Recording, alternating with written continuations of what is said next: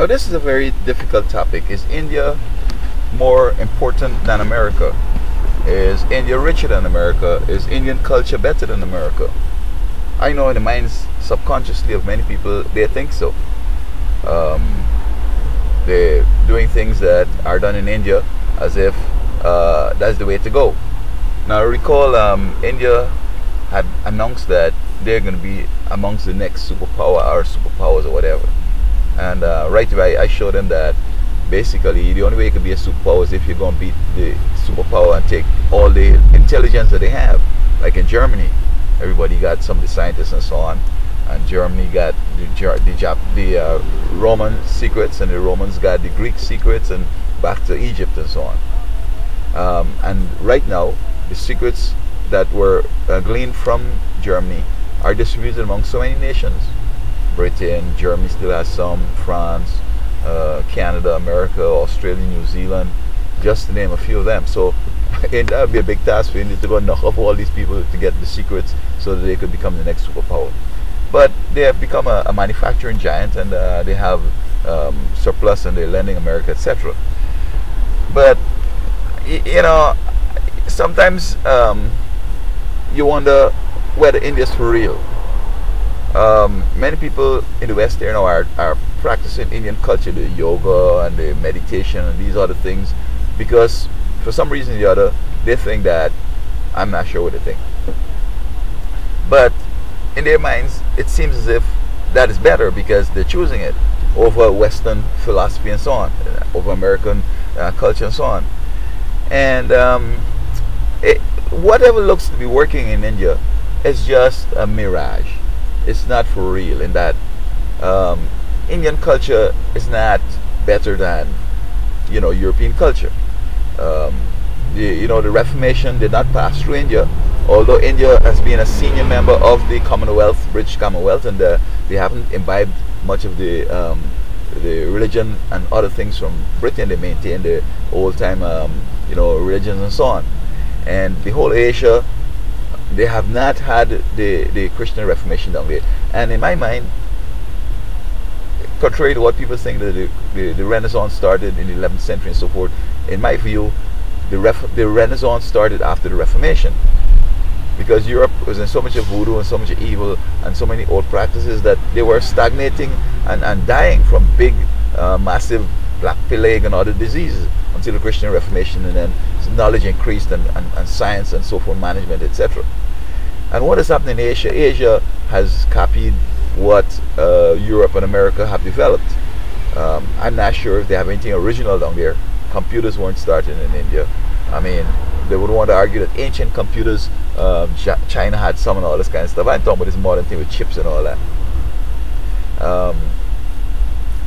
You find cars weren't started in China, Japan, or in India, but they're major manufacturers. And many other the things that they're specializing and doing well with, sometimes they don't even pay the royalty, they just have something close to it and they go on with it, have been developed in the West. So why are folks turning there? And I mean, we got to go back to the Beatles. The Beatles were among the first that seemed to me to be sort of singing about India and so on. They went down there to see the wise men, these Marishogis and all that. And the song about My Sweet Lord, and it's Hare Krishna. And so basically we have gone full speed ahead after the Beatles and after the 60s, and we imbibe in much of Indian culture. And it's working for India. It seems it's working for India, but I'm going to tell you, it's not going to work for you here in America. What they're doing, they're coining whatever you need with whatever they have. So they talk about peace and relaxation by yoga. And ask yourself, does India have peace and relaxation? If you want to get rich, you do this. But are Indians rich? I mean, we got to ask ourselves serious questions, because we're involved in things that we don't understand. And these things are going to destroy us. And so when you speak to people that do tattoo and piercing, they tell you that it's religious and has something to do with those Eastern cultures, Africa, India, and so on. I saw a white guy once wearing a bone through his nose, like how people wear those rings that come down on the lip here, top lip. Yeah, he wearing a bone through his nose, and I guess he depicted the headhunters of Africa. But um, we're not going to get into who society is better and so forth, but that's not our culture. And it seems to me that while folks are doing these things, piercing themselves up and tattooing on themselves, it's just looking ridiculous because for all the times and the attitudes that brought us to where we at, we're not with the culture of today. So probably these new cultural things that people are adapting, it's for a change that is on the horizon. I hope not. But I wish that some way some folks could understand that you're doing things to yourself that are permanent on things that are just whimsical. You see, for example, I've seen women have their boyfriend tattoo on the neck. A homeboy walked on and gone with her friend, and she's stuck with his name on her body.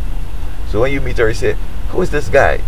She say, "Oh, that was my love, but gone with my friend." You know what I mean? I saw one guy. He cut out a piece of his ears in the lobe, like how they cut it out and put in a big spool. He cut it out and then he started stitching back and create like a kind of a sort of a handicap or a kind of malformed earlobe. So people do some ridiculous stuff and you want in. Where's the sense? You know? Well, this is just some of the things they're doing, is smoking drugs and taking drugs in the body, which is another thing. But I think India is having too much influence on us here. And I've grown up amongst Indians, and they're hardworking people.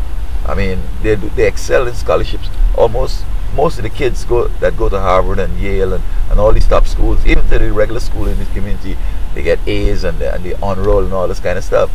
And it's not necessarily that they're better than us. I mean, anybody could do it, but they have the motivation.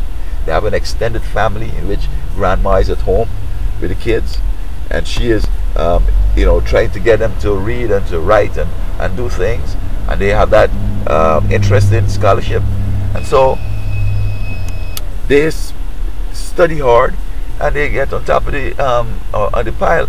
That doesn't mean that their culture is better. It's just that they're working hard. But I want to put it to you though, that an Indian person that goes to Harvard, and if I were to go to Harvard, our doctorates will be different because I have God on my side, the Western God. He has them, Krishna and them gods. And, the beginning of wisdom, knowledge, and understanding is the fear of the Lord, not Krishna, the Western God. And I will do better because my God is going to help me out to apply this stuff and how to analyze and to synthesize and to evaluate. And I'm supposed to be on top.